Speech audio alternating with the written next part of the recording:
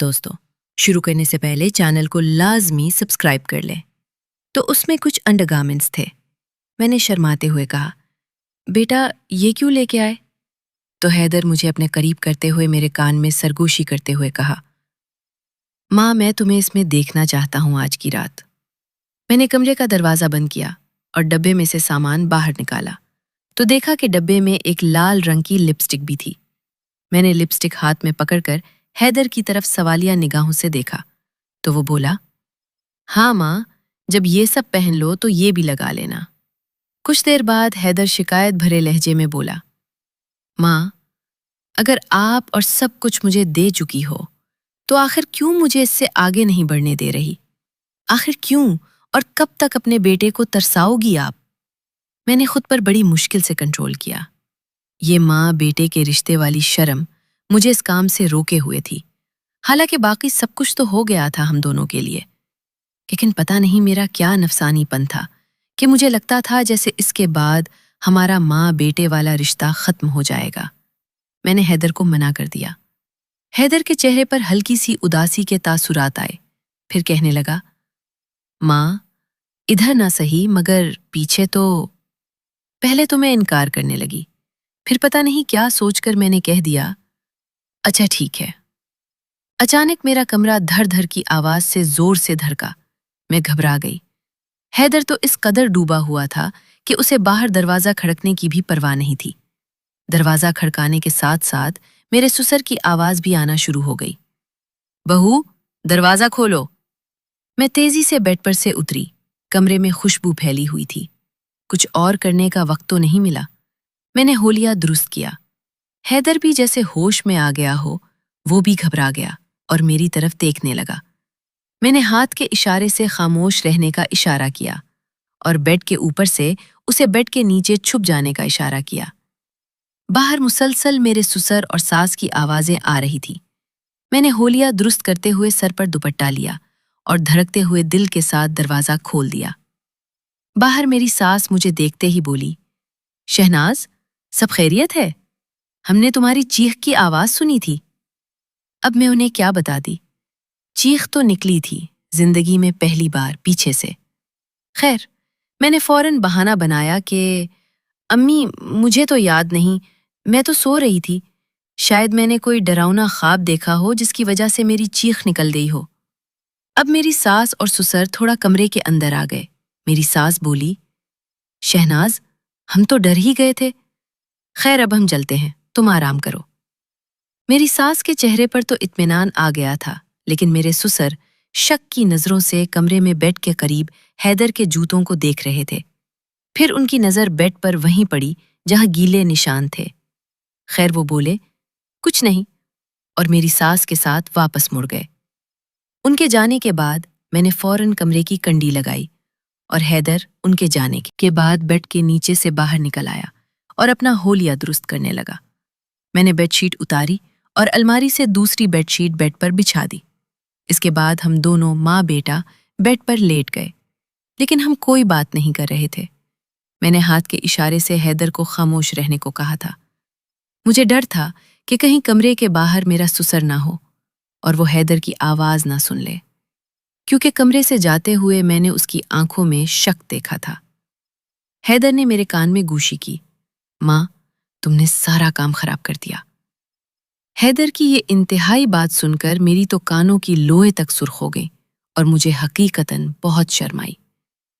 کچھ دیر پہلے ہوئے واقعہ کی وجہ سے میں بہت ڈری ہوئی تھی، لیکن اب اس طرح حیدر کے ساتھ سے میں ریلیکس ہونے لگی اور بولی، بیٹا، اب صبح ہونے والی ہے، اب تمہیں اپنے کمرے میں جانا چاہیے۔ روشنی ہو گئی تو باقی گھر والوں میں سے کوئی جاگ جائے گا اور تمہیں میرے کمرے سے جاتا ہوا دیکھ لے گا۔ حیدر نے جواب دیا، میرا دل ابھی بھرا نہیں ماں، پلیز۔ میں نے کروٹ لی اور بیڈ سے اٹھتے ہوئے کہا، نہیں بیٹا، باقی کل، ابھی صبح ہونے والی ہے، تم جاؤ۔ حیدر بھی منہ بسورتا ہوا اٹھا اور اپنا ہولیا درست کرنے لگا۔ میں آہستہ سے دروازے کے پاس گئی، تھوڑا سا کھول کر باہر جھانکا اور تسلی کی کہ کوئی ہے تو نہیں۔ پھر حیدر کی طرف دیکھ کر اسے باہر نکلنے کا اشارہ کیا۔ حیدر دبے پاؤں میرے کمرے سے باہر نکل گیا اور میں کمرے کی کنڈی لگا کر واپس بستر پر آ کر لیٹ گئی اور اپنے اور حیدر کے سکون بھرے لمحات کو سوچتے ہوئے سو گئی۔ صبح میری آنکھ کھلی تو کافی ٹائم ہو چکا تھا۔ میں جلدی سے واش روم سے فارغ ہو کر کچن میں چلی گئی اور چائے بنانے لگی۔ میری ساس باہر صحن میں بیٹھی کوئی پرانی قمیض ادھیڑ رہی تھی۔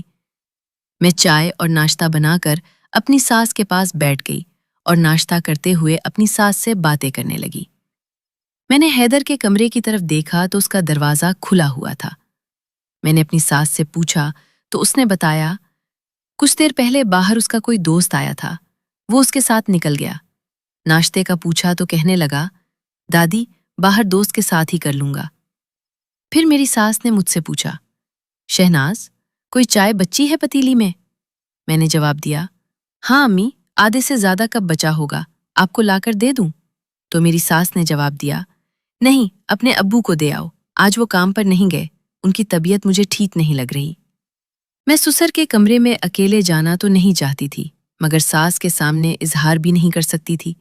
میں اٹھی اور کچن میں جا کر پتیلی میں چائے گرم کر کے کپ میں انڈیل کر دوپٹہ ٹھیک کر کے سسر کے کمرے میں چلی گئی۔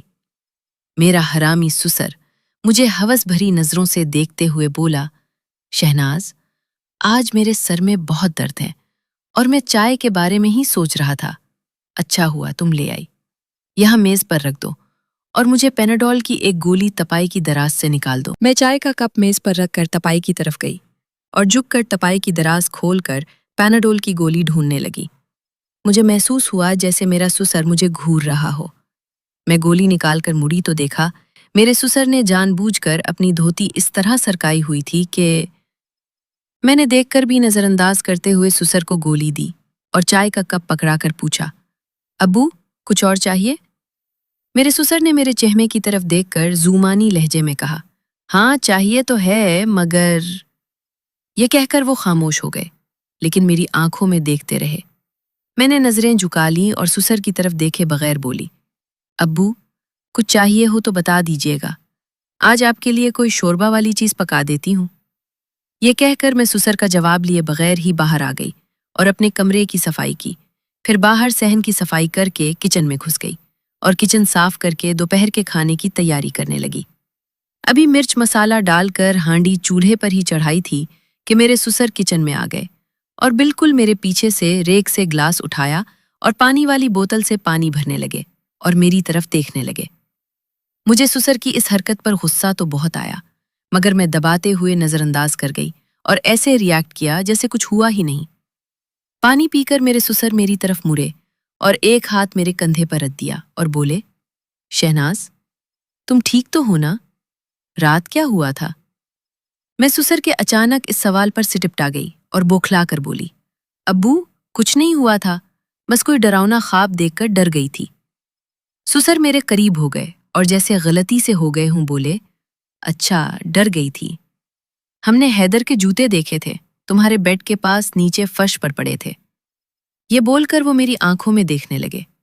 میں پہلے سے ہی سسر کی ان دست درازیوں سے پریشان تھی، اوپر سے اس قسم کے سوالات سے اور بھی بوکھلا گئی اور پھنسی پھنسی آواز میں بولی وہ حیدر شام کو میرے کمرے میں آیا تھا، پھر باہر جاتے ہوئے شاید ننگے پاؤں ہی باہر چلا گیا ہو، اپنے جوتے میرے کمرے میں چھوڑ کر۔ یہ سن کر سسر میرے اور قریب ہو گئے اور میرے کندھے پر اپنا ہاتھ رکھتے ہوئے بولے شہناز تمہاری بیڈ شیٹ بھی گیلی تھی، شاید تم خواب میں ڈر گئی تھی اور ڈر کی وجہ سے۔ میرے سسر میرے بے حد قریب ہو چکے تھے، میں بہت پریشان ہو گئی۔ ایک تو سسر کے ایسے سوالات، اوپر سے اب وہ حد سے زیادہ گزر رہے تھے۔ اس سے پہلے کہ میں کوئی جواب دیتی، دوستوں مزید دیکھیں قسط نمبر 7 میں، اور اس کے لیے ہمارے چینل کو لازمی سبسکرائب کر لیں اور ساتھ بیل آئیکن کو بھی دبا دیں۔